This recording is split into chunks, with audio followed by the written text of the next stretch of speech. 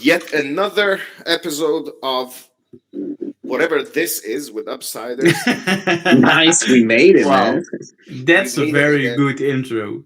Yeah, I don't know. Whatever this is, we keep changing the title for our crypto banter, crypto chat, crypto whatever No, it is. it's I like Upsiders the bar. Talk. So I'll Upsiders just call it Talk. whatever it is by Upsiders. I think it just Nice, sounds nice. Talk. phenomenal. I like And the our- bar banter because we really are. Yes. Yeah, no, we're not drinking. I'm not drinking, at least, and I kind of regret it. Yeah, we need to do this sober. Yeah, I did admit that a couple of spaces I did do while over drinking, but Chief, if it comforts you, I wasn't drinking when I did the interview with The the last last guy. guy. It would have been a you lot more weren't? fun if I was drinking. I think he's offended by that. Chief, let him know you're offended by that. I'm massively offended. Why? Yeah, wouldn't that's you- right. Or you should have been drinking. Yeah, I should have been drinking. I absolutely agree. Chief, just a question. I was thinking about this. We were talking in our Discord earlier that in the States you're getting some ATMs, like crypto ATMs, being distributed in Costco's and whatnot. You're Australian based, yeah? Yeah.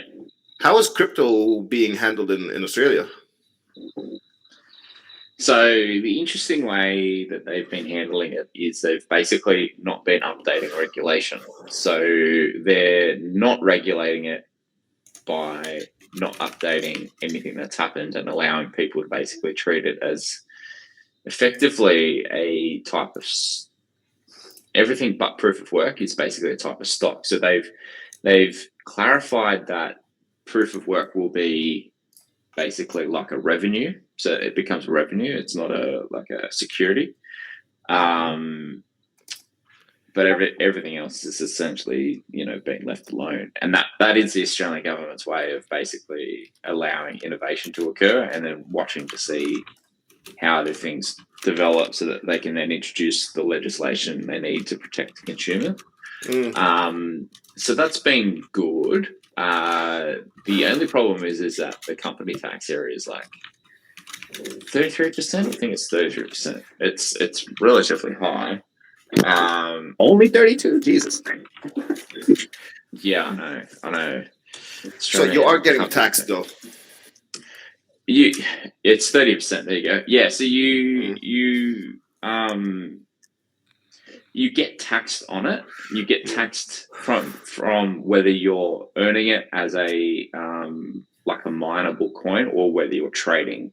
So if you're trading, it's considered like a security or like an investment stock, and basically they'll charge what's called CGT, which is capital gains tax. So that is obviously the no-no. Everyone tries to avoid that. So they basically, those people who buy and hold, after a year, their CGT is reduced by over half. So most people see it as like a store of worth. Whereas if you're buying it and then mining it, they see it as revenue, so they tax it in a different way, but it's not subject to CGT. Well, it doesn't sound aggressive though. It looks like they're trying to find a common ground, a middle ground between who uses crypto and who doesn't. Yeah, I wouldn't call us progressive yet, because I think we probably need a couple of tweaks to be determined as progressive, but we're certainly not like where the US was 12 months ago, where they were threatening to tax unrealized gains. That's just not even on the cards. We basically sit in that nice little middle ground, which is good. But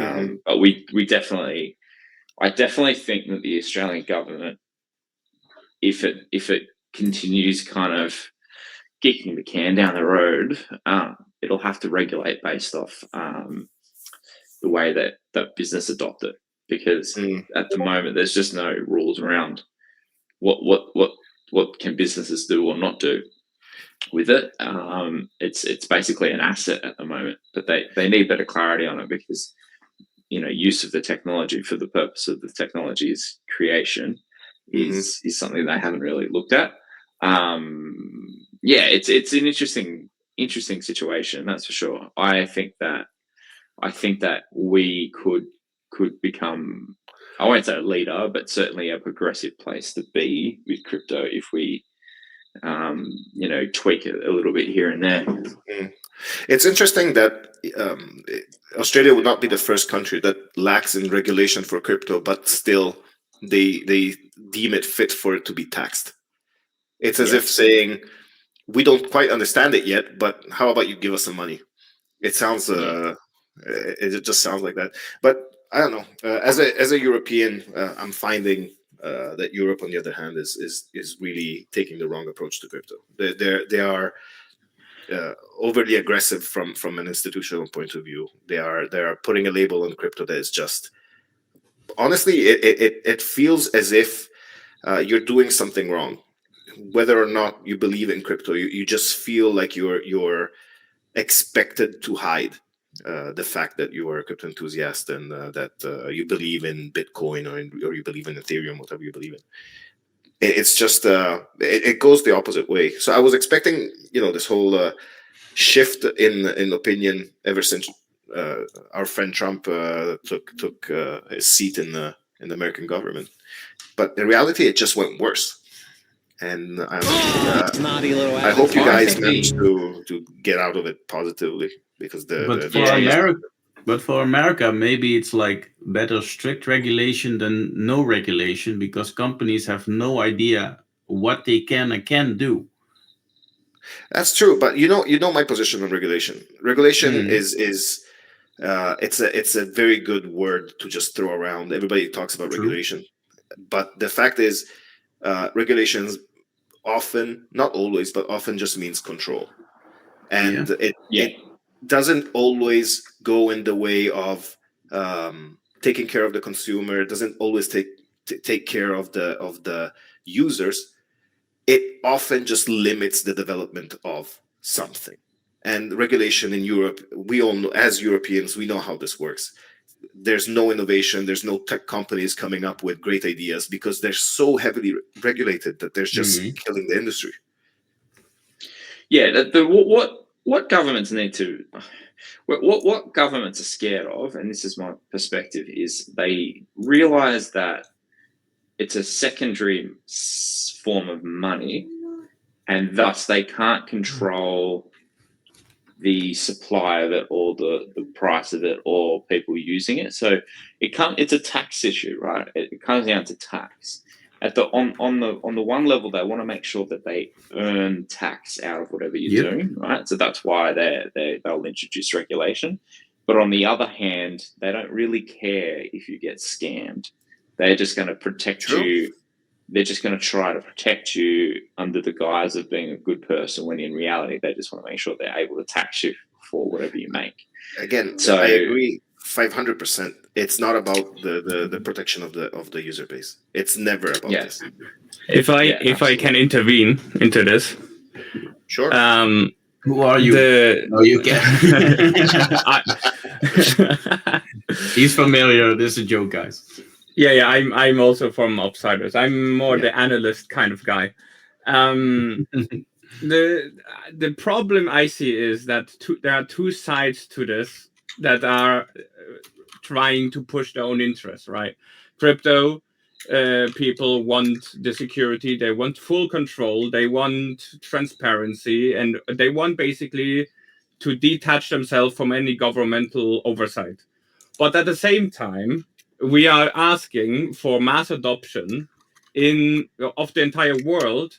So from the government point of view, they are, sure, they are very strict, but they have different responsibilities to take care of. And it's for sure not in interest for someone who wants free control over their own thing. But at the same time, if you want mass adoption, there will have to be some regulations. The only true interest for crypto people should be the transparency behind it. Because at the end of the day, if we want bank XYZ to also come into crypto, there's no other way than regulation. There's you just cannot go past that, really. And in the European Union, it's very hard because we are talking about several countries. We're not talking about, one country. We're talking about finding a solution that works for everyone, which is nearly impossible already for anything. And it's crypto, because realistically, even if let's say you are a government guy and you look at DeFi and you know it's impossible. So where do you even start? How's it impossible though? How is it possible? Because how do you control DeFi? How do you actually But that's the control difference. DeFi? It's not a matter of controlling, it's a matter of regulating. You said it earlier. Yeah, but how do you verify, and how do you verify anything? In the traditional sense, how regulations work, how do you approach DeFi? Not my problem. This is why I'm not a politician. Well, yeah, exactly. But for the government, it is a problem, and that's why it probably will go in circles and circles. And, because realistically, I don't think that the mass of people will go to crypto and be like, okay, I'm joining in, because people are used to security. They are used to the system. They're used to, having insurance. But we won't get this type of insurance from government or banks if there's no kind of regulation, because otherwise it won't work. There are two extreme sides trying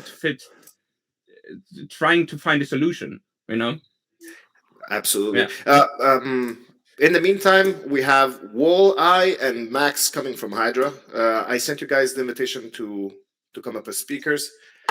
Feel free to join whenever you want. Welcome, Kings. So today's space is about Hydranet, which is one of the few projects that we're excited about, and we'll get a chance to know more about it once the two speakers come on board. Walleye, are you with us? We can't hear you, bud. It's either Elon Musk censoring you or there's a problem with your microphone.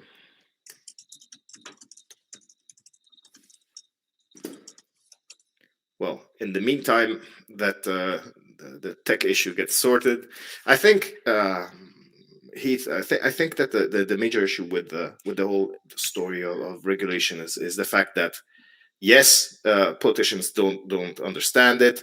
Yes, there is a pressure to control, as you said, but at the end of the day, it shouldn't be about control.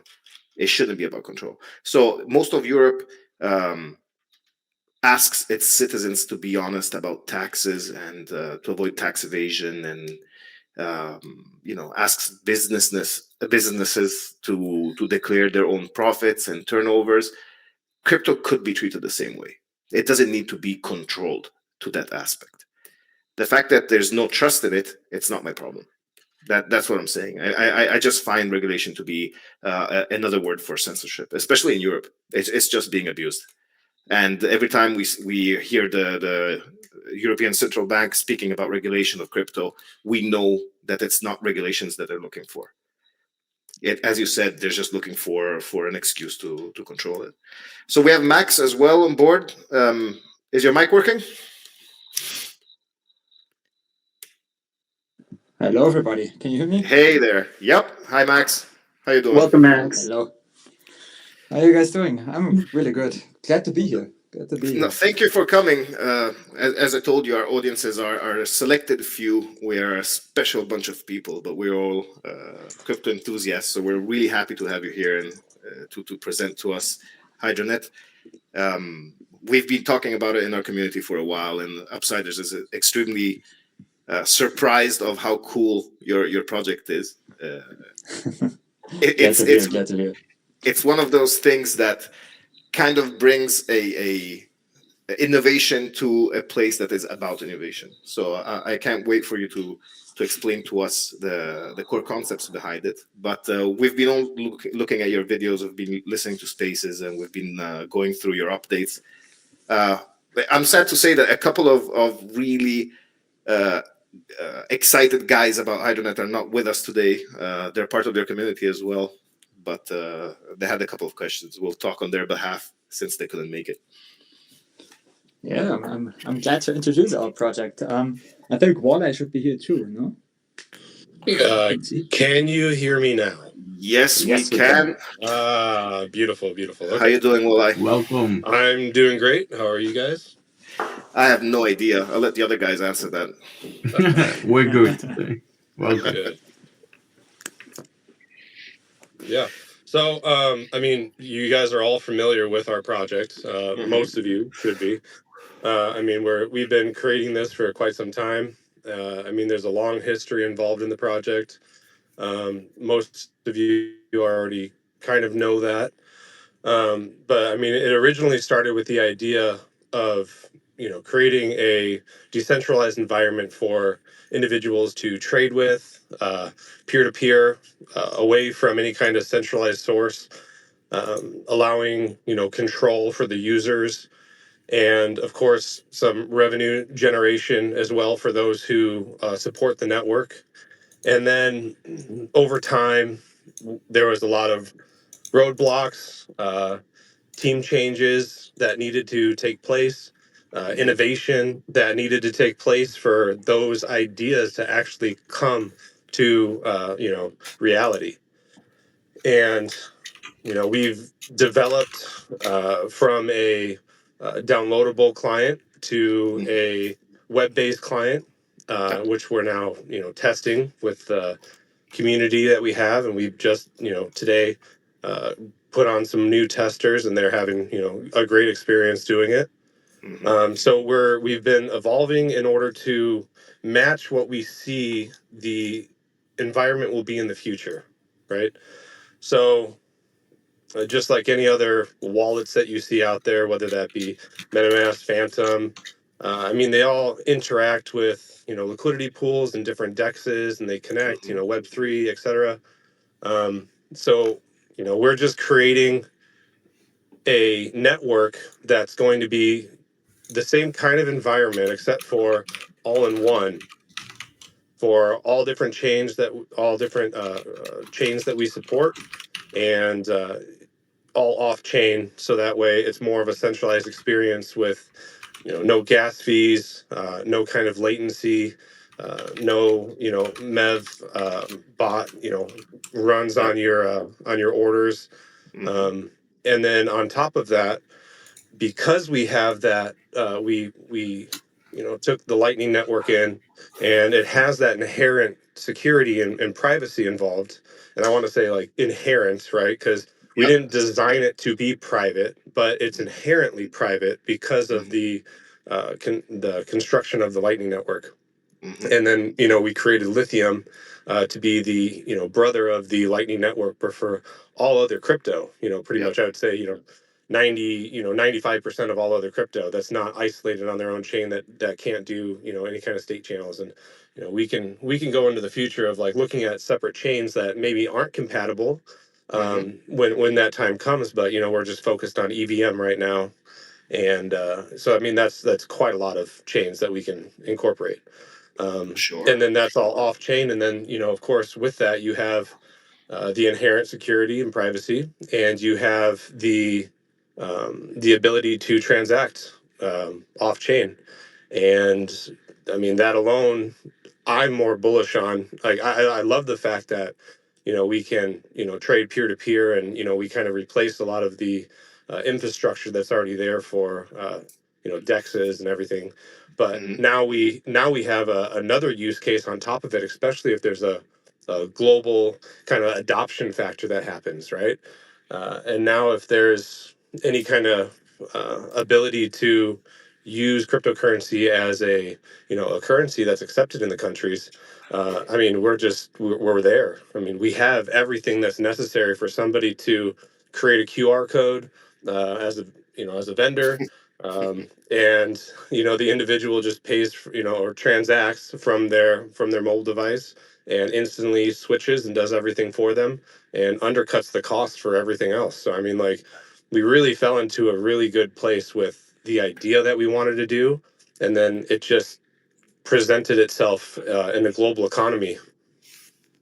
Well, one of the things that we mentioned earlier about Hydranet was the fact that it's innovative in a space that's meant to be innovative, and one of the things that I find really interesting is the fact that you guys have developed a model which competes with the other decentralized exchanges, but by introducing new features that seem almost essential for a decentralized exchange to work properly and to be user friendly.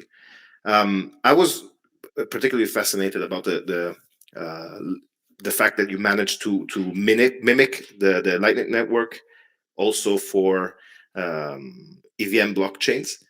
But was this your original concept? Did you guys start the development of Hydranet to do this, or did you guys start out with another idea? Well, when it first started, this was before this current team existed.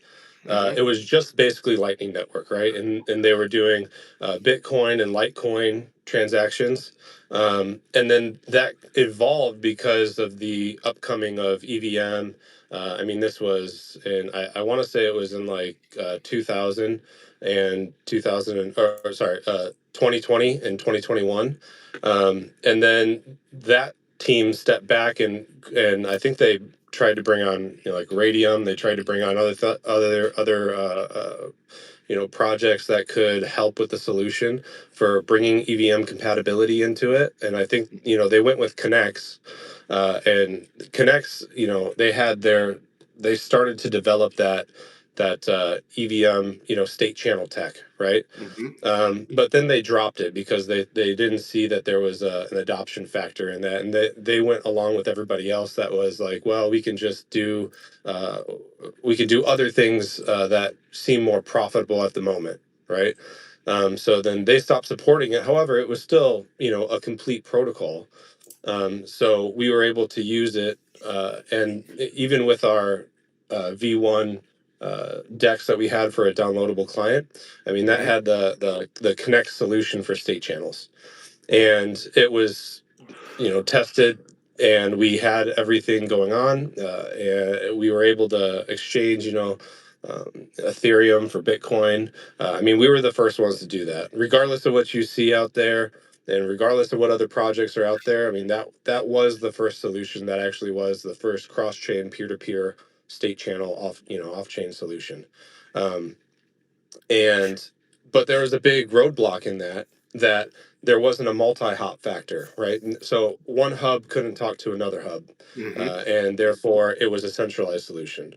And I think there was a realization at that point in time from the past team that they weren't able to complete what the thesis was for the project. And instead of saying anything to anybody, they just went along and just kind of did what they did, and the community picked up the project, and we had to find a solution, right? And thankfully, we had amazing talent because of the idea that existed there, right? Because of the idea that existed with the peer-to-peer stuff, with the cross-chain capability. Everybody was involved and loved that stuff. So we had really talented people that were very smart and that were just in it for the technology. And once the opportunity presented itself, they came out of the woodworks and wanted to help. And from that, we created the new team. And then, of course, Feta, he was the mastermind behind the Lithium protocol and solved a lot of these issues, especially solved the multi-hop solution, the multi-hop problem that was occurring. So now we can route throughout the entire network once it's there. So all order book liquidity would be kind of shared in a way that if one wallet was connected to one hub, but that one hub didn't have adequate liquidity for an order or something like that, that other hub could talk to another hub and then pull liquidity, and they can all communicate and trade throughout the whole network. And that was the major breakthrough that kind of allowed us to push forward and then keep the motivation up and to continue building this out. Well, I think one of the main things that really struck me about Hydranet, and I first heard about it in our Discord. There was one of our friends, man behind the madness. he was talking about you guys, and he was extremely excited about it. The fact is, what you guys really managed to do is undersell a revolutionary project, because I think from a let's say a technical point of view, your exchange really does tackle most of the issues that other exchanges have. And in particular, I hate having to do jump through hoops in order to bridge funds from one place to the other, and it's absolutely a pain in the ass. And what you guys did was similar to what Thorchain did a while back, and I think Thorchain is RIP right now, but the fact that you guys managed to allow assets from freely moving cross chain without being a headache, that's it. Absolutely fantastic. It's a great thing that you guys have developed, and that's why I asked if this was what you had in mind initially, because it's such an important thing to make crypto easier for everybody to use, and having a place that allows you to move your funds around in a cheap way, fast way. It's really, really an important achievement, I think. Yeah, I mean, that's why a lot of people were on board with this, and we're always going to need to do some on-chain activity, right? I mean, Sure. anytime you set up a state channel, you're going to be doing that. But the idea is that, okay, I have $1,000 that I just, I have that for my weekly paycheck that I'm like, oh, I want to move that over and I want to do some trading, and you would just open up a Bitcoin channel. For me at least, that's I can purchase Bitcoin easily and send it very fast without any wait times. So like I would purchase my Bitcoin, I would send it over, and then I would just open up a state channel, or I'd open up a new balance that has that 1,000 in there off chain, and then from that off chain you can trade freely throughout everything, and then it would just stay there until you wanted to move it back. And I don't know how often you guys move any assets back or onto your account in order to put back in your bank account, but No, I mean I rarely do that shit. I don't. I don't. I don't. I'm Yeah, so 100% committed to this. yeah, so like everything that I kind of put in, it just stays, trading around and throughout, this coin, this token, that token. Mhm. So, I mean, if you kind of change your mindset and you're like, okay, this is my account, and I'm just moving this money into my account off chain, and from there it's just gonna stay, and then I Yeah. can just trade everywhere that I want, and until I actually want to, cash out, then I would move back on chain at that point in time. But other Mhm. than that, you would have all the tools necessary in order to just do everything that you want, even if it was, transacting, making a payment, doing anything like that. It can stay off chain for as long as you want until you want to move it back and then cash out. So in my mind, it's like I'm only going back on chain when it's time to, like, take profits, or like, pay a bill that I'm like, oh fuck, I need to, Oh, actually I have a little bit of I need a little extra cash. But I mean, that's rare. It's really rare. So I think that's for the majority of people as well. So once people get acquainted with the project and like the network is up and running well, and people, and we have a lot of supported tokens and projects that are involved in it, I think it's going to be the same concept too, just to keep your funds off chain so you can trade around with as much as you want. well, I've seen you're talking about at the end us guys, so the people that are living in Web3 and are making kind of a living out of this. But do you think that this platform will be normie friendly? Do you think that it will be your interface will allow also for less tech savvy guys to interface with the DEX? Yeah, I mean, well, that's the mission, right? I mean, Yeah. if you don't normally adopt, you will fail. I mean, that's the key concept, right? It's not, we don't want to just be a niche project, right? A niche project. We want to be something that is very easy to use. And then if you don't have the tech kind of knowledge to do a lot of this stuff, I mean, that's why we did the simple swap. It does all that process for you. And then I think as we progress, like as we develop and as we make sure that everything is running appropriately, then we can slowly start to add in those kind of features to make it so it's even more normie friendly, even more the ability that like you don't have to think about a lot of these, like, you know, where's my sending capacity, where's my receiving capacity, where are these all at right now.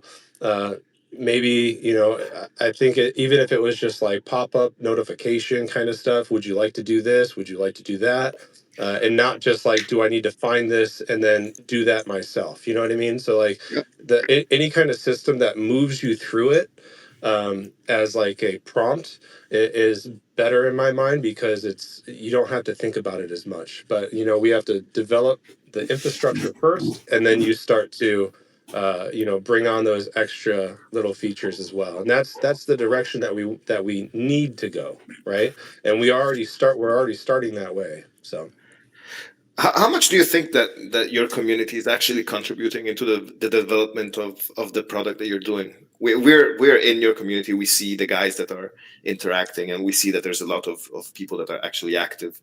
Do you rely on that feedback? Every single tester that we have right now is from the community, and most of them have been long-term community members that have been around through thick and thin and seen everything go down, right? So they're in it for the ultimate vision. I think as we progress, we'll see more, you know, people come in, and you know, more people want to be involved as well, which is great. And you know, at the moment, it really is a community-funded project. And we've made it this far by just the individuals that want to see this succeed. Yeah, well, count us in though. Even though we haven't been there for ages, count us in. We're really excited about what you guys are doing, and honestly, I think it's this kind of project that allows again adoption to be even easier. We spend so much time talking shit about centralized exchanges, and the fact is that when we do get a normie in our community, it's often very complicated, very difficult to get them into crypto if it's not through a centralized exchange, which it feels dirty, but it is what it is, because right now all the centralized realities are just overly complicated to use. So I guess again, count us in on being fans of your project. We are absolutely in love with it. Well, maybe I can get a question in here for the normies, like why are decentralized exchanges so important for this space? Like, why don't we just use Binance? I hate the question, but I'll let Max answer. Well, I would say it's quite a personal answer. For everyone has to answer this himself in the end. But you have to be aware of the fact that once you have your funds on a central exchange, you are no longer in the power of those funds. So you can see it on so many different central exchanges who have been hacked, or FTX, whatever. There are so many out there that went down in the past, and no one can promise you, even Binance, no one can promise if Binance will be there forever and if your funds are secure. And so for me personally, this is not opinion everyone has to share, but for me personally, it's about my own funds. I have the power over it. I have them. It's my keys, my coin. That's it. It's your money. It's my money, exactly. It's like some people love to have all their money on the bank, right? And some have to have some cash money at home, right? It's kind of similar. We started the space talking shit about banks just before you guys joined. There's the circle. I've just got a question. So obviously this is intended to lower friction, and it's intended to how do I phrase it? Increase normie usage by making this easy. The question I have relates to how do you make this more available from a institution is the wrong statement, more of a company perspective. Like, is there because obviously as businesses become more and more crypto friendly, is there a way for this to become like a payment processing opportunity? Well, great question. Very good question. And actually not that kind of an easy answer, but our goal is and will always be mass adoption, right?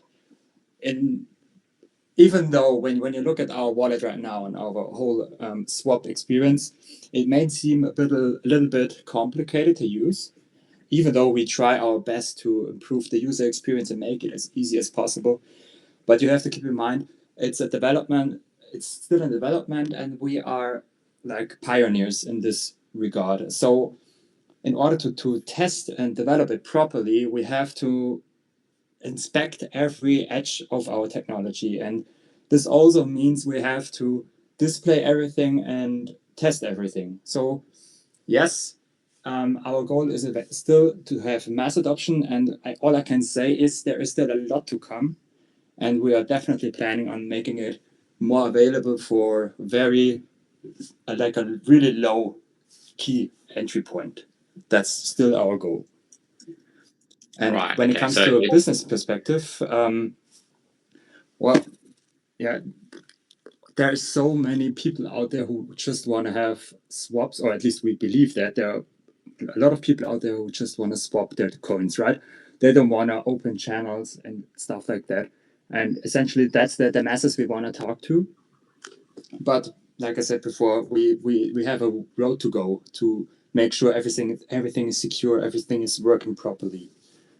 And for that, we need a community too. Like you asked before, we rely on community feedback. We rely on you guys that you help us getting to where everyone wants us to be as a project, as a community.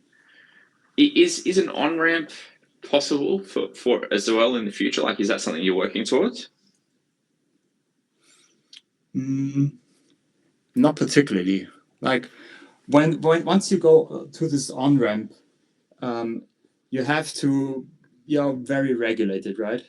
Once you touch fiat, you're a bit in a regulatory problem zone, no? They still have solutions like MoonPay and everything else that other DEXs offer. I mean, and we've looked at some of those as well. And there could be a partnership in the future with like that. But yeah, like Max was saying, we're not focused on that at the moment. People know how to get their funds on. At least most of the crypto community right now knows how to get their funds on and move them around. So the thing too is if you ever like anytime that you had a solution that you are directly involved with, not a third party solution like MoonPay, it's you're pretty much at the regulatory guillotine, right? And you don't want to mess with that. Like we won't ever have any of that on our platform, but we will potentially be able to offer like a solution to say here's a third party vendor, and you can link your bank account and do that. But of course they also have massive fees with that. Maybe there'll be something down the road that won't have as much massive fees, but as of now, like MoonPay is like very expensive to move your funds. I won't ever use that. I'll use the other solutions and move my Bitcoin to my address over here. You know what I mean? And I think once everybody knows how to kind of use a bank account and knows how to go in there. Once people are forced to learn something, then they know how to do it, right? Yep. And a lot of the normie stuff, right, quote unquote, they don't know how to do a lot of crypto stuff because they haven't been exposed to it quite yet. But as that becomes a mainstream thing, I think that the ability for people, the knowledge for being able to move funds from bank account to a wallet address will become a lot more universal, and they'll be able to do a lot more of these activities with us. Well, it makes sense. You guys are not reinventing the wheel, and you do expect somebody else to do a part, at least a part of the job. So onboarding is available in other means for sure. So Chief was right in asking the question, but I do get your point of view. The regulatory part it would be a nightmare for most, and I think you guys are doing a fantastic job in tackling the Web3 aspect. Let the onboarding part. The other someone else. regulatory part too is as a project, there's like two different things, right? There's if you're a centralized source, you have a lot more regulatory issues. If you're considered decentralized, and there's a lot of boundaries or highlights that you have to hit in order to be decentralized, then there's a different set of regulations involved with you. Okay, so our goal is to make sure that we definitely stay on to that, decentralized project aspect. And, we've done this through, the DAO, through our voting process. Every major decision that we do with voting is through the DAO. So that way it's not on a team that's making these decisions or not.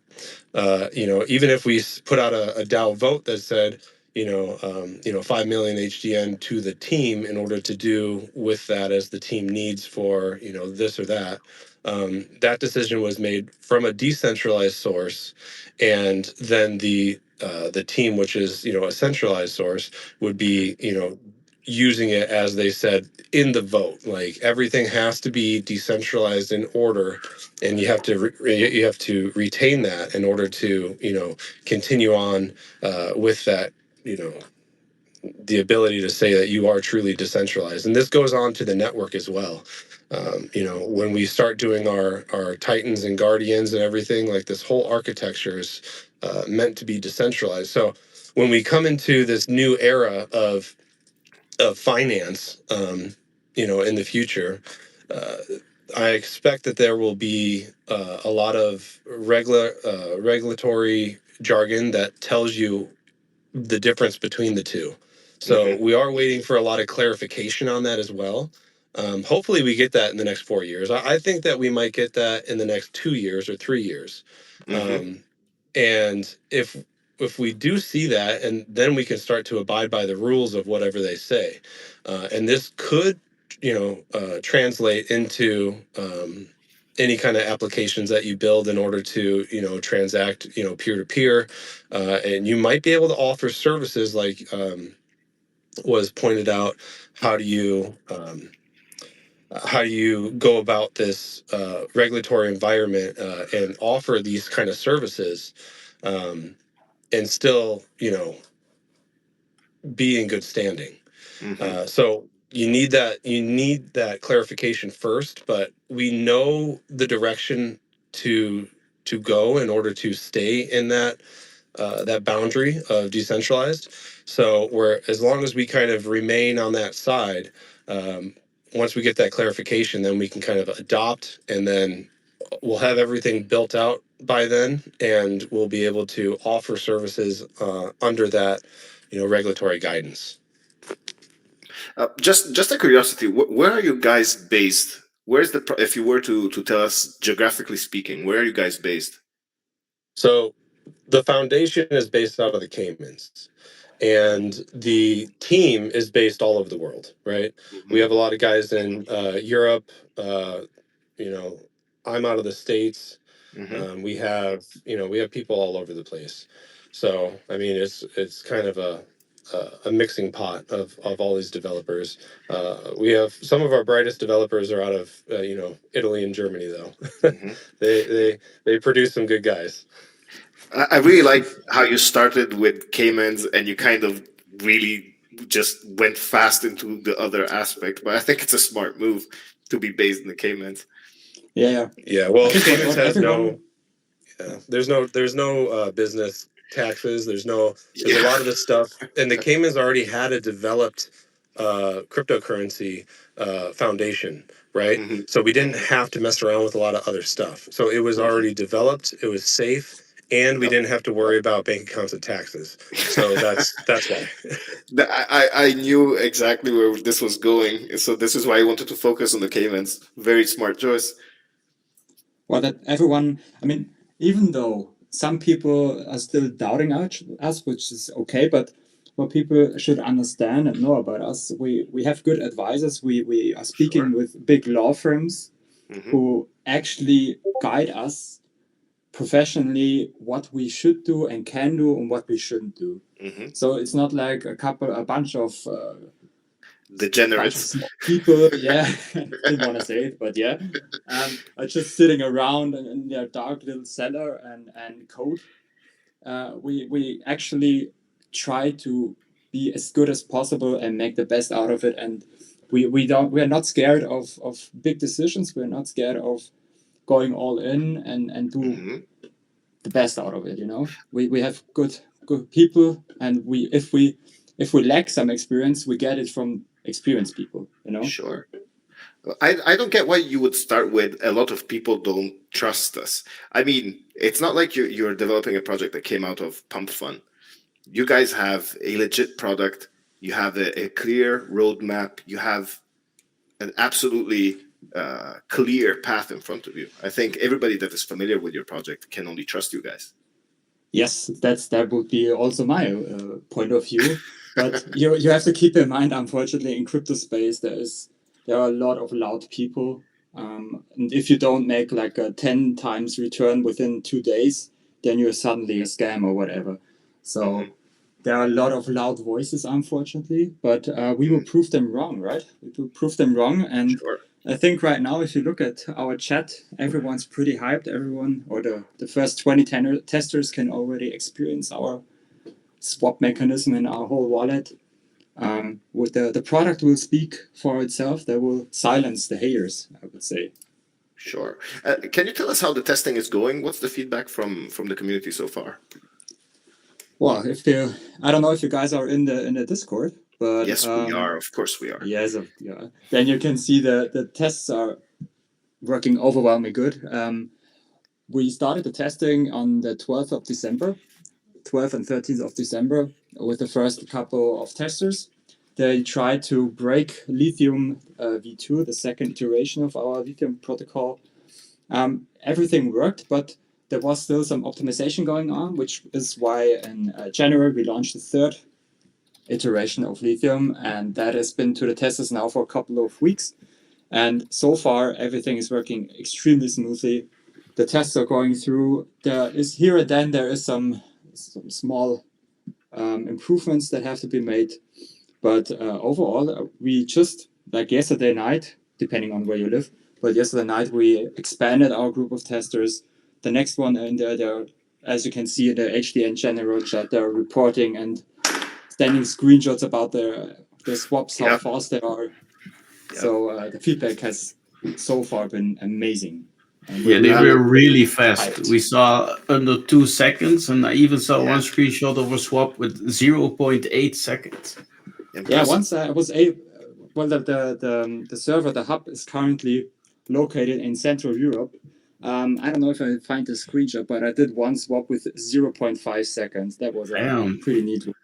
That is impressive. And keep in mind, there is still some room for optimization because we are essentially the plan is to be a very big network. So with the decentralized hubs all around the world, you know, and then later on you just choose the hub that is closest to you, so everyone has the fastest experience. I have a question in regards how Lithium works, because for Bitcoin you are leveraging the Lightning Network just as is, correct? Yes. But for all the other layers, do you employ rollups, or is everything from Lithium custom? Like, are you using batch transactions, like, you know, or is it everything custom? What you're providing? Well, I can't speak for the developer of Lithium. I can only talk about what I know. I'm more in the front end department. But Federico, our main backend developer and the genius behind Lithium, did, like I would say, 99% was custom made. It's a smart contract that is deployable on every EVM compatible chain, and as long as a chain supports hash locks, we can customize this smart contract and deploy that on this chain as well. For example, Solana, right? So the tech is essentially almost 100% custom made. It will be audited, this smart contract, so everyone can be sure it's safe and secure. And about the tech behind it, well, we're using state channels with hash lock payments. And I don't know what else do you have a more specific question regarding how it works? No, I was just wondering if you're just building on top existing solutions besides Lightning Network, or if you just provide solutions for all the others, because it gets very complicated, because we have all these kind of roll-ups, plasma chains, side chains, and all the chains. No, we are using custom. Yeah. So it's with the hash time locks smart contracts that you offer these hash lock payments. Yes. Yeah. I was also reading that you are probably, I'm not if this has happened yet, but you are moving the indexing to the graph. Is that correct? Yes, subgraphing. Yeah, we already did that.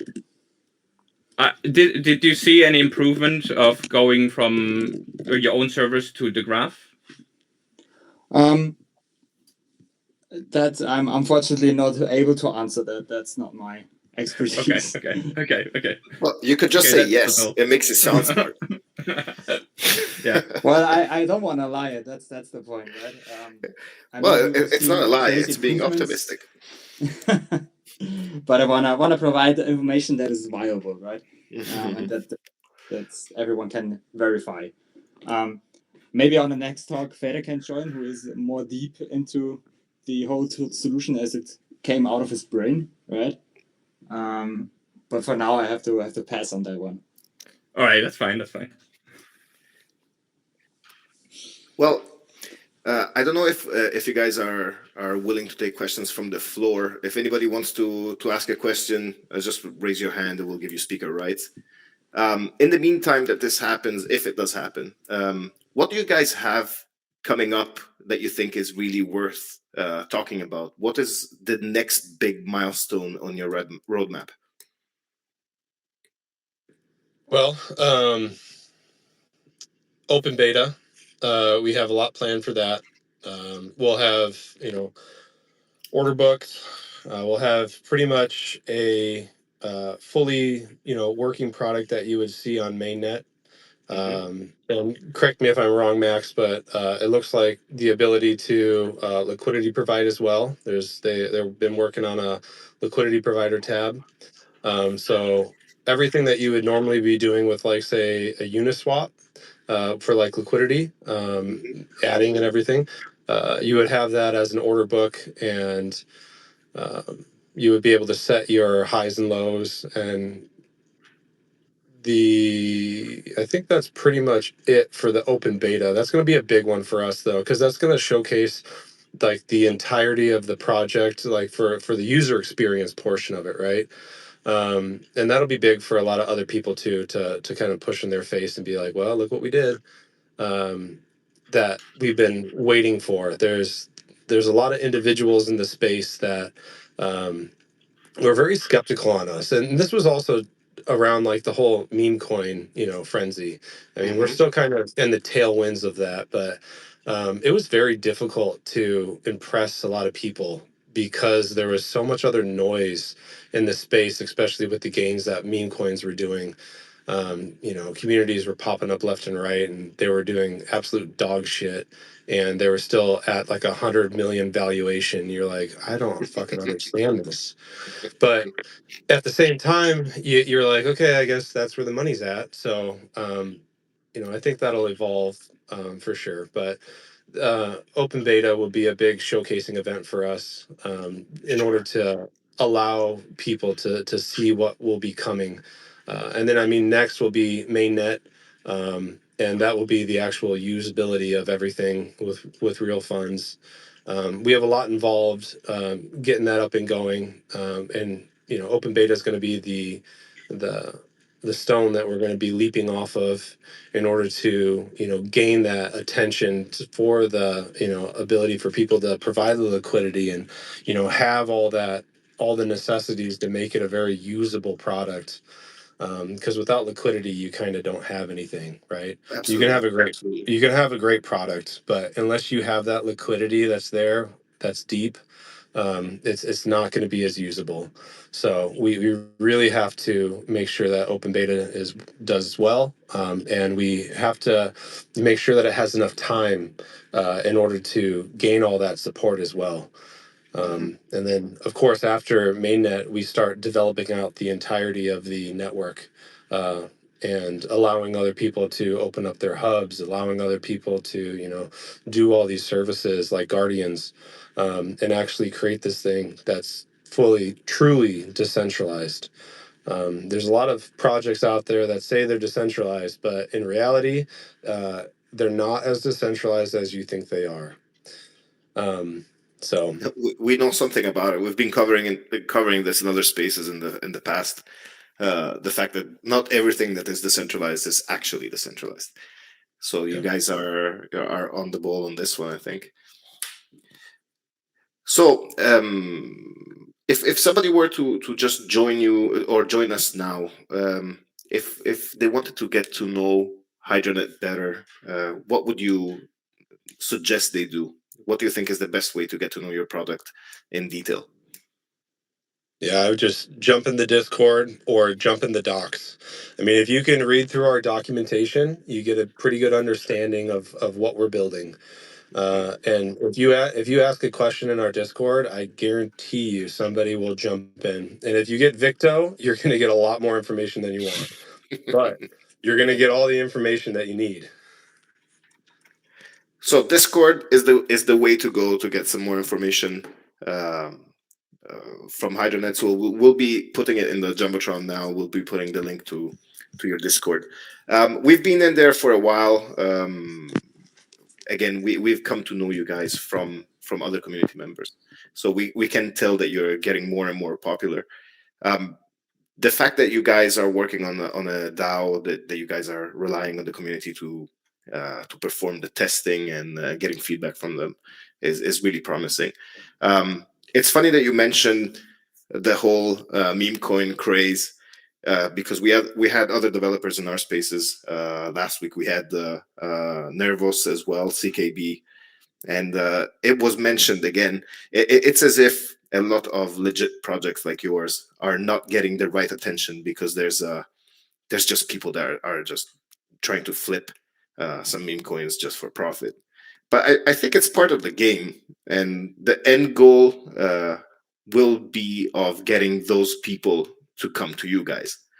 So I think it's essential for our space now to get more normies to still have meme coins going around and people dumping money into that trash, which you guys will be making available anyway through your platform. Yeah, I mean, it'll be available, and I think that there's always a rotation, right? What was it in 2021, 2022? It was all about NFTs, right? And where is that now? Nowhere. So, I mean, it's always a rotation. And the big thing about these, utility projects that actually offer services is, in my mind, in the next 10 years, they're going to be like the S&P 500 of crypto, right? They're going to be the reliable ones that if you offer services and you generate revenue, you're going to be the ones that are actually going to be standing when everything else is kind of, just a lottery ticket. So, and we know this, and even though it's a little bit aggravating during times that you're like, trying to attempt to fundraise or do anything like that, if we can get by with just community funding by the time that we get DEX fees rolling in, and our tokenomics start going into full effect, then I think that we're going to be, in a really good place, emotionally for the community, and So we'll see what happens. Of course, we're always trying to make sure that we do what's right by the project and by the holders, and we want to make sure that everything succeeds regardless. So sometimes you have to sacrifice a little bit of something in order to make that project succeed. But we haven't had to do anything, crazy yet. And I don't think we're going to. We're very close to mainnet. We're very close to DEX. But we're just pushing right along. So hopefully one day we can look back on this conversation and say this was the beginning times, and everything was great and glorious afterwards. Well, And those meme coins, those NFTs, remember those things. But thank you for depressing me with the NFT comment. That was great. we all had our moments in them too. If I look at Hydranet, it's there's one thing I look at projects in crypto that makes me more secure about them, because any project that is serious takes time. It always takes time to find a niche or to find a solution and get there where they want to be. It's nothing just woke up one day and it was perfect the next day. And and a lot of people in crypto that want the 10x, 100x pump and dump, they always expect this fast pace, fast changing, fast development. Everything is perfect, but I think it's in your favor that you haven't been in full focus by the people, because it's lets you focus on development, right? Because I think if you would have a mass charge of people right away, it would be kind of distracting to some degree. And you had this slow, healthy growth to where you are now. And I looked even yesterday with my other guys, just the difference between now and the peak of last cycle. We had last cycle at the peak, we had 11,000 crypto projects, and now we are like, what was it, 10 million of all meme coins and shit coins, and it's just a growing mess in the space. So to focus and keep focusing on development and just ignore the noise, I think it's a difficult thing to do while maintaining a certain vision. So I think that's really in your favor. Yeah, it's been difficult because you want to bring light onto your project. You want to like have other investors look at your project and see that you're serious about what you're doing and the vision that you have. Like it's really strange because you can have the, like, at least over the last couple of years, you can have the vision that could change a lot of disrupt a lot of stuff, but if you don't have the hype behind you, it's nothing. And that's what we discovered throughout all these conversations and talks that we had with fairly influential people. It just, nobody was really that interested until you get to that hype phase. So I don't know, things will turn around, especially with the way that the world is going, but it was very difficult, especially like keeping the morale up with the team throughout all this stuff, when it's like all this attention was everywhere else, and everybody's got their head down and they're building, and all their emotions are into the project.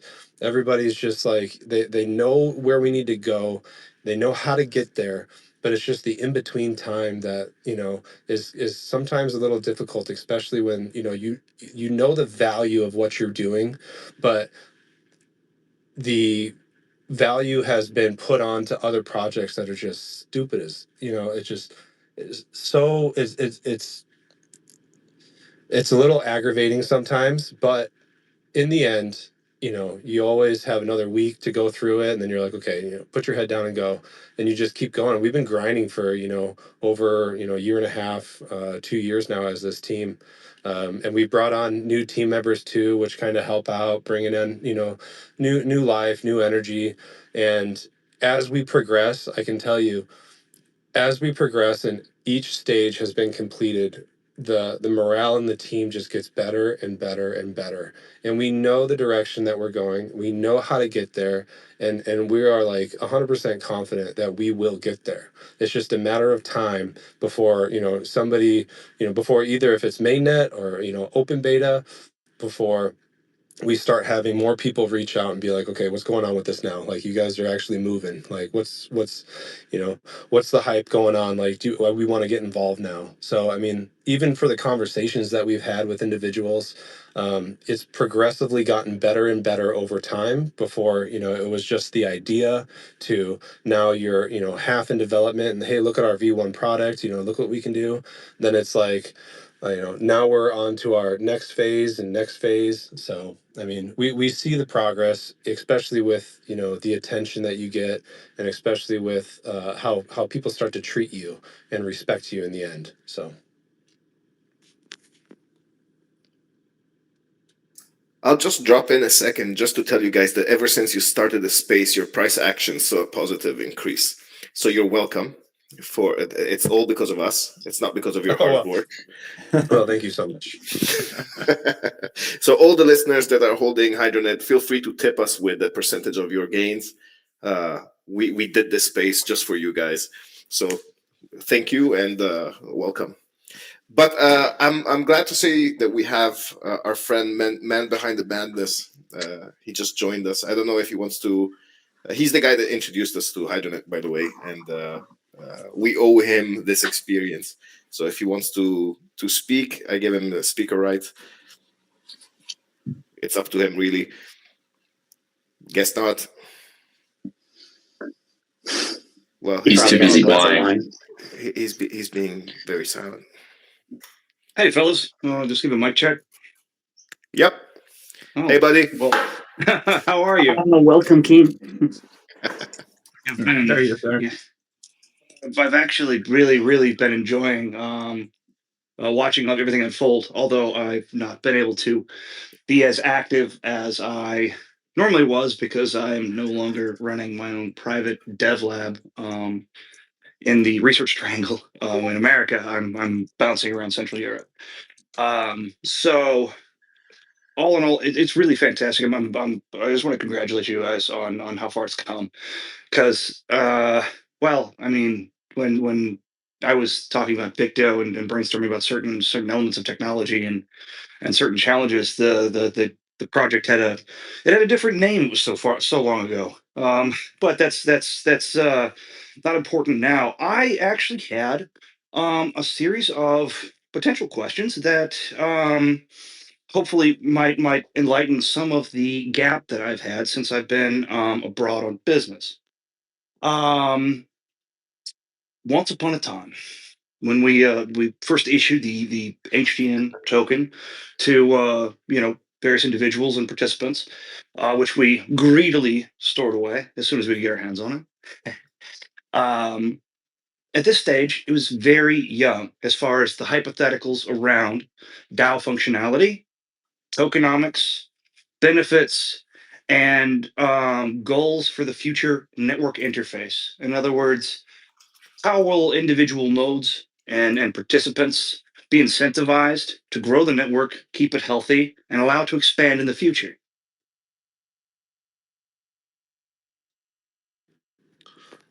Okay, so that's the question. Let me try to.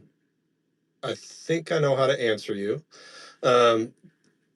So we have. So, correct me if I'm wrong, but you're asking how we intend to get the network operational and open it to the public. Is that the question?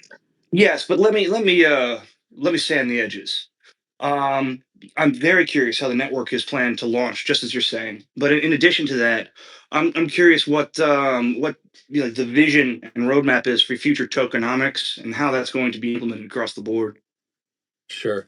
So, I mean, things change as we progress, right? In order to make sure that we could have the idea of what we want to do, but when it comes to the implementation of that idea, some things need to be modified in order to actually become functional.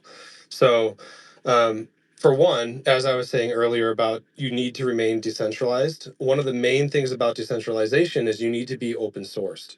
And right now we're closed sourced, right? So for other hubs to become operational, like community members that hold the necessary collateral, we would need to open source the code for the hub, and that would be the first step, right? Then community members that hold the necessary collateral can open their hub and begin operations. We would also need to do the same thing with guardians and so on. So it would probably become. I don't know exactly how they're going to do it. Maybe Max would have a better idea. I don't know if they would, open source everything at once, or if we would allow certain individuals that are in the community that have helped us the most with testing and everything else, to be the first ones to operate a hub and continue on like that until we're fully open sourced. Once you're fully open source, then you're in that DEX category, or you're in the fully decentralized kind of category, and you move forward from that. And then it's just foundation funding for innovation. Did I answer your question? Absolutely, and really the key response there is, of course, the direct and essential plan to open source it, either simultaneously or categorically. It's really irrelevant. That is going to be something that's up to best practices and the discretion of the developers. But yeah, that's honestly the best information anyone could hear, from especially that standpoint. The one further curiosity, and this may be premature. Feel free to say so. I understand that at a state, during alpha trials, there's a lot that is not solidified. There's still a lot of gel. But I was just curious if like we might run over some of the planned incentives that they're going to like drive the network in the future. Do we have any idea what that might look like? Yeah. How will how actually you just said, yeah, I'll pass it to you. Yeah. So, I mean, all the incentives that we have planned right now are embedded in our tokenomics, right? So, in our tokenomics are readily available on our documentation page. You can go through there and you can actually see what we believe will be the percentages that would be earned for those that are providing services to the network, whether that be guardians or hubs. And I know that one thing that we'll have to tackle is how to make sure that everything is, concrete for how that operation actually does occur, so nobody can, you know, uh, short the network, or not do their part and not give their dues or their fees, because the DAO should get a portion, the hub should get a portion, and everything like that, because there is a service that was provided ahead of time that was funded by the DAO, right? The DAO made sure that they funded the development of all this infrastructure, and the hubs or whoever comes along and gets the necessary collateral picked that up and was able to generate their own revenue because of the services that they provided. So the DAO would get a percentage of the trading fees, the hub would get a percentage of the trading fees, and the guardians would get a percentage of and so on and so forth. So that is actually, like, we have that planned out, and we actually had a fairly great individual that helped us out with that. I mean, the guy had a PhD in, I've asked him this many times, but it was pretty much like game theory, right? Like, how does what under these circumstances, what is the best way to distribute things? What is the best way to make sure that the network is doing the services and providing everything that's needed? Other than that, I don't know how much more information I can give you rather than our documentation page. I think that we're going to be, if there is going to be a change, it'll be small changes, and it could be dynamic in the future. But as of right now, that's the game plan. That's wonderful. I mean, I couldn't expect a better answer. Because in any project, at this stage, having at least a loose rough out, fairly solidified tokenomics idea, that's been set in stone. I'm going to apologize. I've read your documentation at 3 different stages in the project, and the last one was a few months ago. So there are elements that I am not fully up to date on. I just crawled out of a car and jumped on this call because the guys invited me and I was trying to make it. But yeah, that was a fantastic answer. Thanks so much. Honestly, at this stage, that's everything else I have has been answered by the devs directly and through interactions in your Discord. So that's, besides the general congratulations, that's all I have for you. Perfect. Thank you so much. Appreciate that. Yes, Thanks a indeed. lot. We're gonna be wrapping this up quite soon. I just wanted to mention that in the Discord, a user of yours, Naru, posted a touching post, but more importantly than that, showed a swap which has 0 USD network fee and an absolutely low exchange fee that was done in 1.4 seconds. You guys are doing an absolutely fantastic job. So I'll double down on the congratulations. I think that you guys are doing something that is extremely special. So thank you very much for actually sticking to this. I know it must have been hard, especially during the bear market and all the FUD that has been going around. But you guys have managed to get so far, and I'm pretty sure that you're gonna make a difference. 100%. Thank you. There's been a lot of projects that have tried to attempt this and have failed. And there was an almost failure point for us, but we picked it back up and we are on the road to succeeding. So everybody, I mean, this project wouldn't be where it's at without the community that stands behind it. So I just want to give, a heartfelt, thank you for everybody who has supported us along the way. Absolutely. Sure. Absolutely. All right, guys, I think you've been with us for an hour, and we don't want to drag this more than we have to. I'm sure that you have plenty of things to do to keep you busy with this epic project. I'm not sure if you want to add something that we haven't touched, or if there's something that you think that we forgot to talk about that you want to throw out there. I just can say to our community and our testers, there's just so much in the pipeline that it's coming up. Just be excited what's to come, and we are with you. You are with us. We do this all together, and there are great things to come. Thanks a lot, guys. That's absolutely cool. And I just want to say as well that if crypto is adopted, even if it's just one coin throughout, one major country, be prepared for a wild ride, guys. This is going to be fun.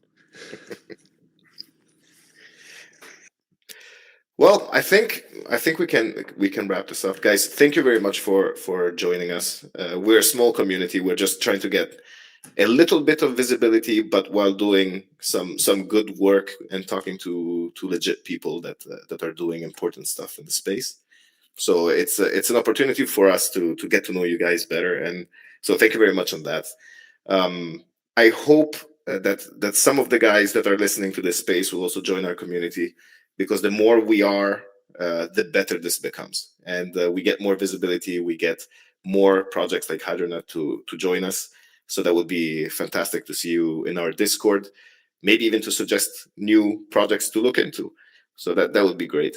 But again, man, think both of you guys have done a great job talking to us about Hydranet, and I'm sure that every single person that was in the space appreciated your time. So thank you very much. Well, thank you for having us. Thanks a lot, and you do a great job. We try. I wasn't drinking during this space, so I promise that next time I'll be What? drinking a bit. Again? I'll be a bit better. Speak for yourself. Again. That's hilarious. I was stuck on the autostrada. I'm playing catch up over here. All right, guys. So thanks again. Thank you all. And please join Upsiders. It'll be highly appreciated. Thank you again. Bye-bye. Thanks a lot. Bye-bye, guys.